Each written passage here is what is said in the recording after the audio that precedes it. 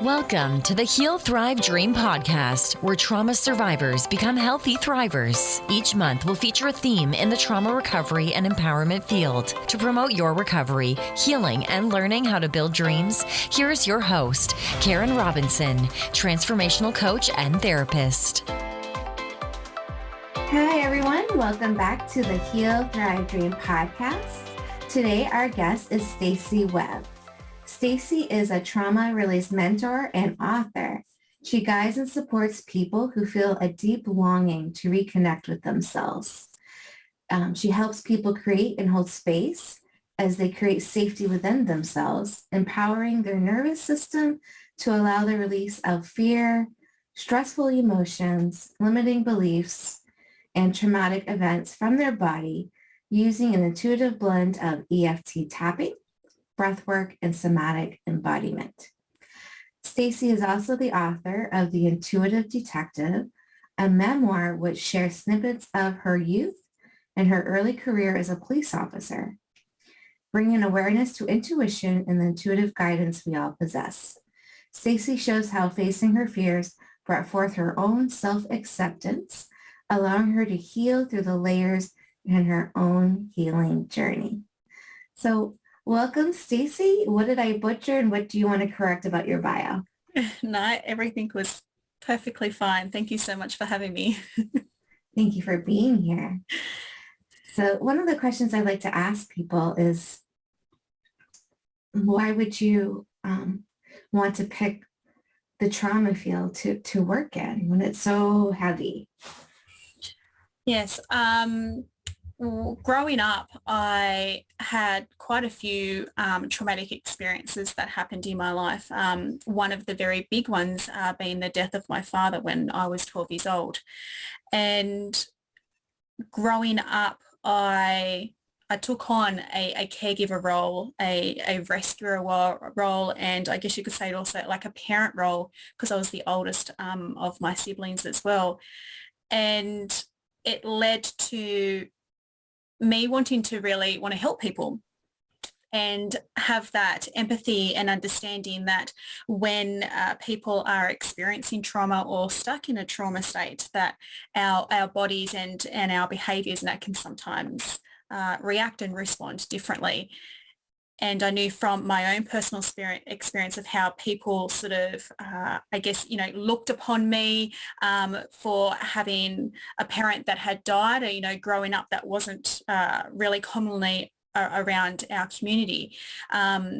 You were sort of looked at differently and sort of a bit, unintentionally at times isolated from friends and family and everything like that. So as I grew older, I felt that my path to wanting to help people when they were in a trauma state was to become a police officer.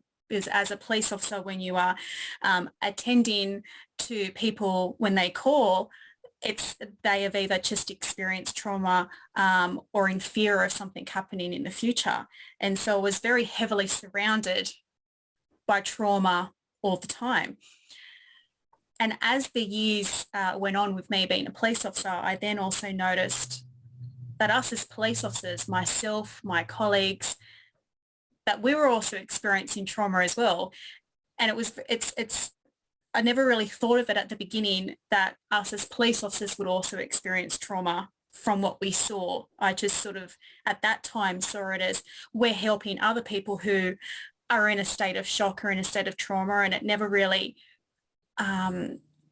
came forth to my mind until I was actually in it as well. And I was seeing my colleagues being really affected by what they've seen in the trauma in the police force, and there were certain jobs for myself. And I felt I felt my calling was more there to wanting to help people beyond in terms of what a police officer was doing and really go more in the depths of their trauma and wanting to help them. But I also wanted it to be slightly different. I didn't want it to be talk therapy.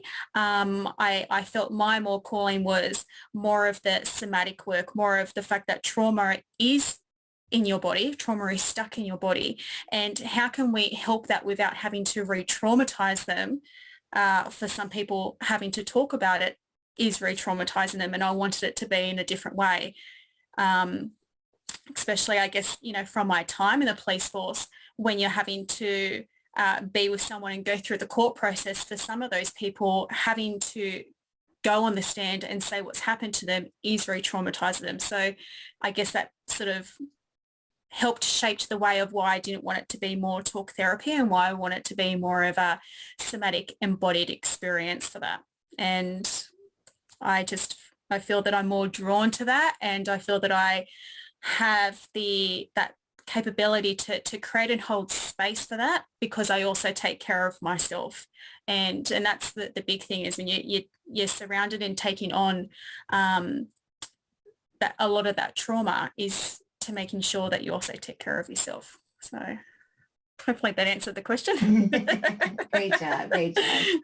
So for our listeners wanting to know where Stacey's from based on her lovely accent, she's from Australia. So we're so happy to have you represent here in our podcast in the U.S., but we are have a global audience. So it's great that you're here. I'm curious about your book. I didn't get a chance to read it before coming on today. So I want to at one point read it and add my review to the show notes and things like that. But in the meantime, what about your book are you willing to share? I know you don't want to give the whole thing away, but yeah. So as you mentioned in the bio, my book is a memoir, and it's more of a healing memoir. So it talks about experiences that have happened in my life from early childhood, which does mention, deaths in the family and things like that, as well as my early career in the police force and my current life experiences. But it's more on how listening to my intuition, or at times when I ignored or failed or pushed away the intuition, of how that actually shaped my life. And I mention in their stories that are very particular into bringing the awareness to my intuition, that deeper the deeper frequency of my intuition development, and also bringing that awareness to go into my own layers of my own healing journey. There was a lot of layers of going through when it came to, my father's death, and facing that grief was such a big thing.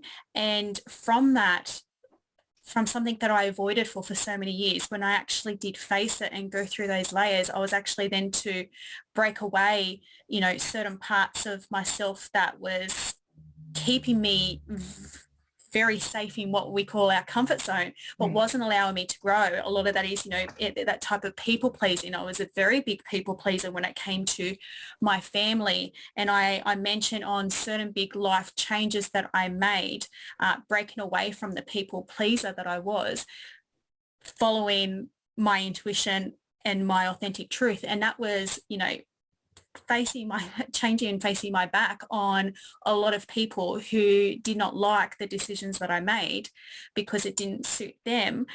And I was living a life that I hated. So it mentions a lot of that. When I mention my time in the police force, it's not about all the big jobs I did or anything like that. It's those specific jobs that then sort of took a deeper aspect within myself and allowed me to go deeper in my own healing journey. For some of them, it was actually realizing that I was avoiding my intuition for so long and my own mental health and my own well-being, that I needed to make a change.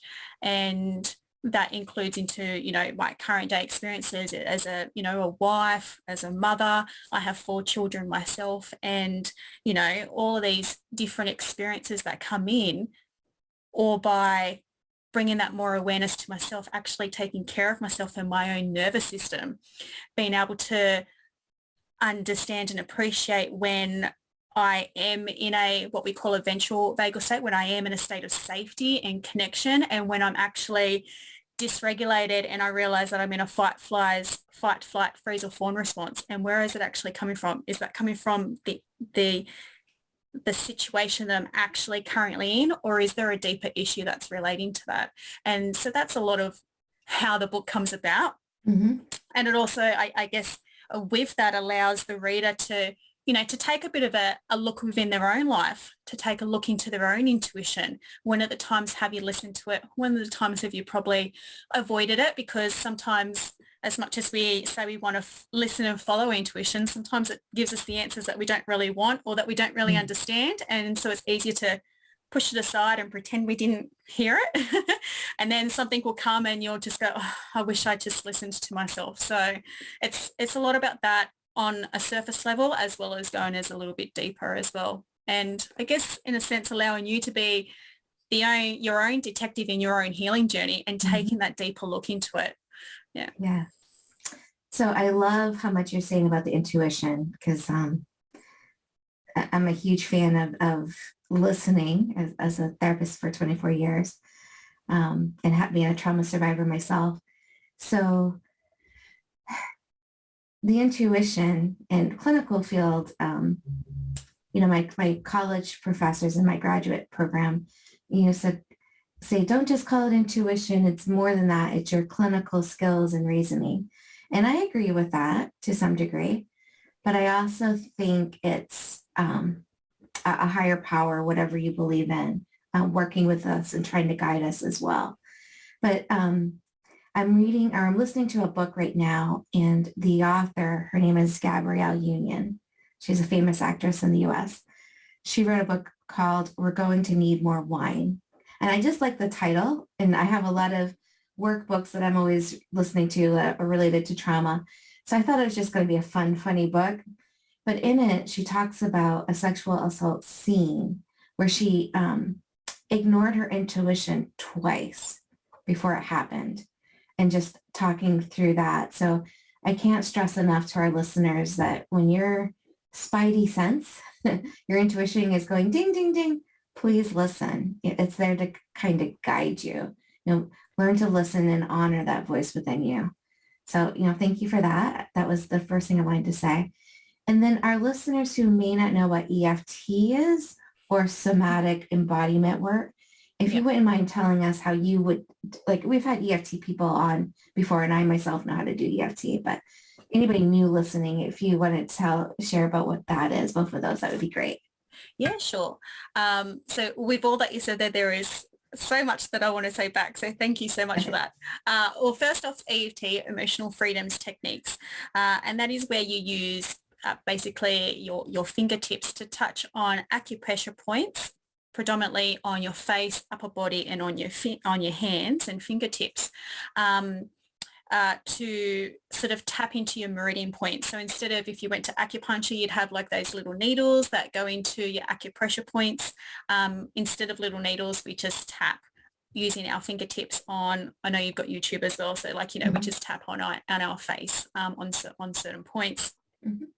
But what we're doing at the same time is we also then do say words, and we especially something that might have what we believe is a negative connotation to it. Nothing is negative or good or bad, but there's obviously this fear attached to the story that's in the mind. And so we tap on that and go through the feelings of what we're feeling, the emotions of how that's all happening, to go through to the root and to go through to the root of where that's coming from, as well as releasing that stuck energy within our body. If we think of our body as this circuit, and it's moving this electricity in this beautiful flowing circle, and when something is overwhelming to our system and it gets a little bit stuck, it can, have that little bit of that the circuit can have a little bit of a jolt of energy and can kind of skip a little bit. And if we work on whatever that's happening, we can release it, and the circuit can go back to normal. But if we don't, it starts to get a little bit stuck, and that little zip goes, can jolt a little bit more and can jolt a little bit different, and it starts to go off course. And so as we're tapping with EFT, we're allowing that stuck energy to shift. We're allowing it to release. We're now allowing it to move. And so it allows that circuit breaker to start to flow back to normal without, having either big zits, big jolts of distortion, or allowing it come back to smaller. It's more about, go into our amygdala, which is supposed to be very small. But when we are stuck in a trauma state, especially for a very long time, for people with PTSD now, our amygdala can become very enlarged. And so this is soothing our amygdala so then it can start to become smaller back to its original size and not feel that it's having to alarm our nervous system constantly saying that we're under threat, which is what happens when we're in our trauma state, or stuck in a trauma response.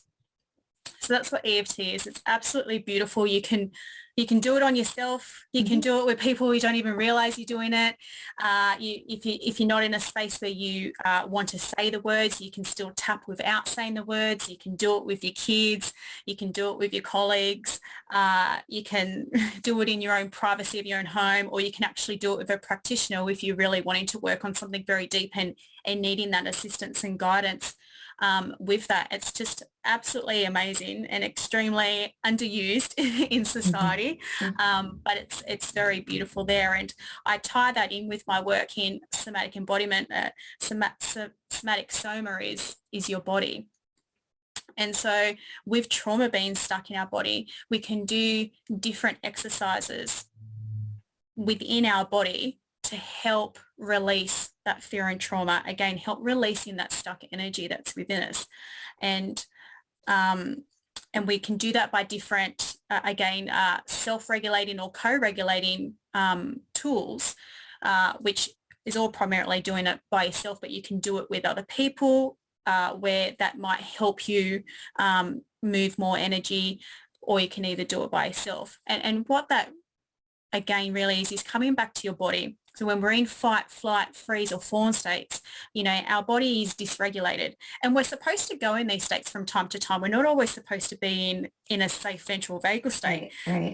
But what happens is when we go into those states, we're supposed to be able to come back down. Right. We're supposed to be able to come back to our safety and connected to ourselves. But sometimes when our system gets extremely overwhelmed, we can sometimes stay stuck there. And so as we're doing our somatic and body work, as we allow ourselves to create and find our safety back in our body, we can start to allow our body to get out of those states, get out of those fight, flight, freeze or fawns, and coming back to ourselves. And so that can be done in many different ways. It can be done with our EFT, our emotional freedoms techniques tapping. It can be with our breath work. It can be with just being in space with someone else and journaling. It can be with moving our body to music and intuitive movement. It doesn't have to be structured, but it can actually just be to allow your body to move with the emotion that you're feeling, and for some of that, it doesn't always have to be this beautiful flowing dance. It can actually be very rigid and very rough and very rageful, because that could be what we're experiencing that time in our body.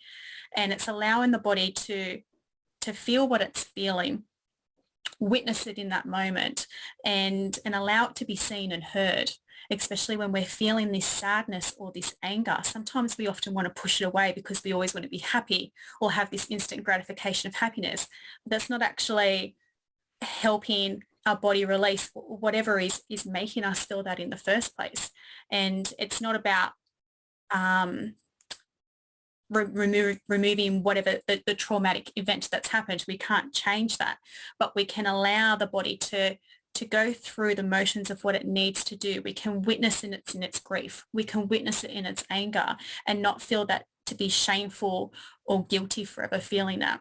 And so with that, it can actually allow the body to come out of fight, flight, freeze or fawn, because it feels safe to do that, because it's allowed itself to come out. And so that's a lot of my somatic embodiment that I do with my clients, bringing in my EFT, bringing in intuition and developing their own intuition and bringing in the EFT. And so all of that encompassing together is a lot of my work there. And you mentioned earlier on about intuition and how it had a different name at times, for, I think you said clinicians, something else that was afterwards. And there are those different types of intuition as well. And you have this, the gut instinct intuition, and we all have that. Sometimes we might not realize until afterwards that that's what our intuition was saying. And we have this sensitivity and energetic intuition as well, you know, where you could like walk into a room and you realized, oh, an argument might have happened just here. You know, you can sense that energy in the room. And so sometimes when people look at me a bit differently when I talk about energy in the body and how trauma is stuck there, we all at some time still feel that energy. It is there. It's just whether you decide to acknowledge that it's there or not. Mm-hmm. And so you have that sensitive intuition there. You also have that implicit knowledge. So when you're working in the same job for a very long time, you get that really deep understanding of things that may happen. So like for me as a police officer, when I was working there, and, you know, you would develop this sense of, you know, when someone could be lying to you and hiding drugs in places that they shouldn't be hiding, or hiding it in a car, and knowing, you know, this very extreme, exquisite, random spot where something could be hidden because of your past knowledge and continuous years of doing the same thing over and over, of being able to speak to, you know, a victim and knowing to create a certain type of space that might enable them to feel safe to actually tell you what's wrong so you can investigate the crime. You know, not every person's going to open up to every police officer. There might be certain ways that you might need to do it, and no one's going to say anything, but you can just feel and sense it and knowing how to do that. And so you've got that implicit knowledge as well that, you know, even as a mother, you know, one of your kids are coming up saying there's been an argument, and you'll just know either from the way that they've said it or the movement, you'll just know that there's a story behind it, or that someone's lying, or there's, you know, a little bit more that needs to be happening there. And that's all from that implicit knowledge. And then we go into our non-local intuition, that, you know, that guidance that's for our higher self, you know, leading us to that authentic truth of who we are. And, you know, that thing of having to do things, you just don't know why, but you just got to do it. You know, I've just got to study this course. I know I've just got to do it, that I've done that in the past. And one of my things that I broke away from my people pleasing was because I, you know, quit a science degree 3 months before I was set to graduate to go and join the police force. And that was, you know, the biggest thing I could have done in my family, because why would I do that? But I just knew I had to do it, and it went against everything else that everyone thought. And why would I give up what could be such a great career for me and a safe career and all that type of stuff to go into the police force? So I just knew I had to do it. And that can go into, you know, just I knew I had to go down this street, and you're there for something that may need to be there to help someone on that street, or, you know, are you doing that because you're just following that non-local intuition? So there's all those layers of that intuition, that how we can really tap into our intuition development as well. So, you know, I never thought about intuition being so multifaceted as you just explained. Is that layout in your book as well? Or if not, how did you learn all that?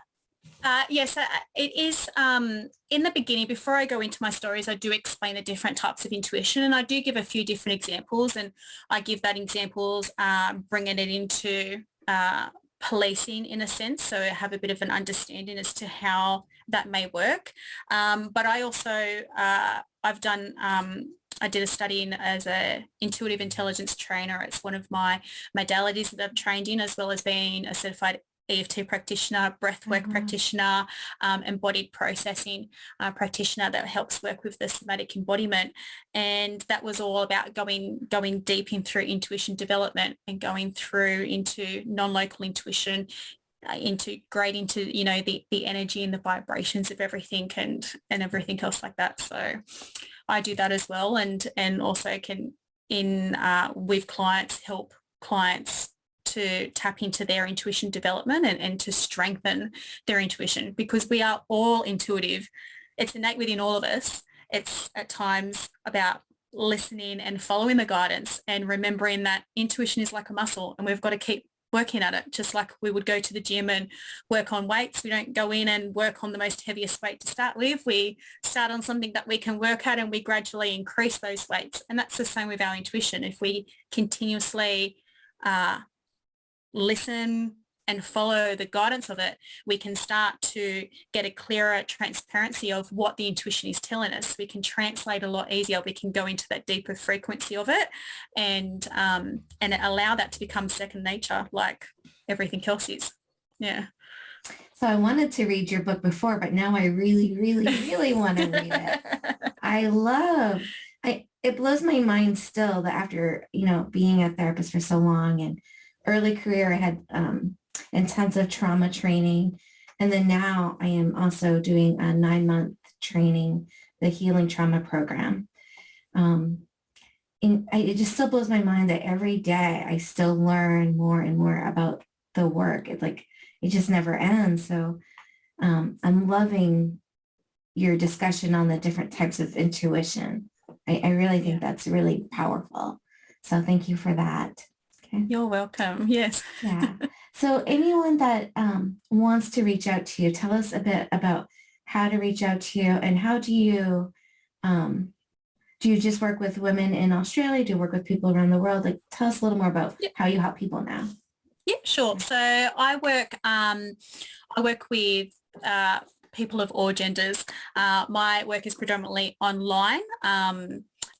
We are obviously coming out of a bit of the pandemic where we've had a few lockdowns here in Australia, where I'd like to have more in-person groups, but I also do online and have clients all over the world. So I do one-on-one sessions as well as group sessions that are online. You can find me at my website's www.staceywebb.com.au, but you can also find me on Instagram, which is _Stacey Webb, and I'm also on Facebook as well. And with that, I do one-on-one sessions in intuitive release mentoring sessions. So that's, using all of my modalities together to help people with their fear and trauma. I also do like rebirthing breathwork sessions with people as well as the, when I mentioned about being an intuitive intelligence trainer, there's a specific method that we can do with that as well, called the intuitive intelligence method. And I also do that with clients as well. So bit of a broad group there, but it's anyone who really wants to have that deep longing to change. They may not know how to change or why they want to change, but again, that's because their intuition is talking to them, and that's as far as they know where to go. And I'm there to help guide and support them. I'm not a therapist. I'm not a counselor or anything like that. So I do work alongside with them. So if someone is seeing a counselor, I'm not saying don't see them. Continue to see your counselor or medical professional, and then we can still see me on the side, and I'm more working on that energetic layer within them more, and more in assisting in terms of releasing their fear and trauma. There's, we're at a time in the collective where we need to include ourselves in the priority of life. And it's so easy to put everyone else before ourselves, but we can't pour from an empty cup. And this is a reminder that we need to connect back to ourselves. We need to be aware of our nervous system. We need to be aware of the different states that our nervous system can be in. We know that we can empower our nervous system by ourselves if we can, and it's okay to have that assistance if needed, but we can do that, and you can have this beautiful embodied loving life even though we've had fear and trauma be severely impacted in our lives. It's not removing what's happened, but it doesn't mean that it needs to play the lead role in your life and you're making those decisions based on fear and trauma. You can make those decisions based on love for yourself and the life that you are, that you are here to be and guide and live. And that's where I am. Beautiful, beautiful. Okay, so if you don't have an answer to this, it's okay, because I know you're a busy mom. 4 kids is no joke. I have 3. So I love asking, like, other than your own book, are there other books that have been published that you feel have been instrumental in your healing journey or inspired you in some way? Yeah. There's a few. That The Body That Keeps the Score is a big one. How to Do the Work is another beautiful big one. The the tapping solution books on their EFT tapping. They've got quite a few, but they are absolutely amazing as well. If there's many different ways to get free resources. I have some of them as well within my own service. I do a lot of sometimes free circles and stuff like that where people can come along and learn a lot of things. But those tapping books are really great as well. If you're wanting to increase your intuition, there's books called Spiritually Fierce and another one that's just come out called Super Conscious Intuition, and they're both by Dr. Recce Jane Adams.